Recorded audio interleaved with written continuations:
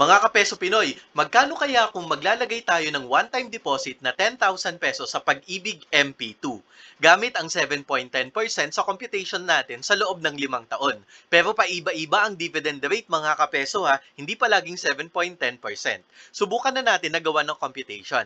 10,000 pesos times 7.10% times 6 months, i-divide natin sa 12 months kasi July to December, 6 months na lamang ang natitira.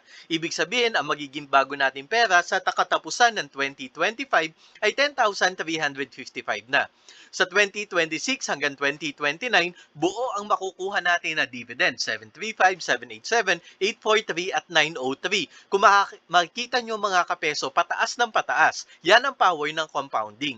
Sa katapusan ng 2030, 6 na buwan na lamang ang natitira kaya 13,624 times 7.10% times 6 months ulit, divide natin sa 12 months, equal 483. Kaya ang magiging bago natin pera ay 13,624 plus 483 ay 14,107 pesos. From 10,000 pesos to 14,107 pesos after 5 years.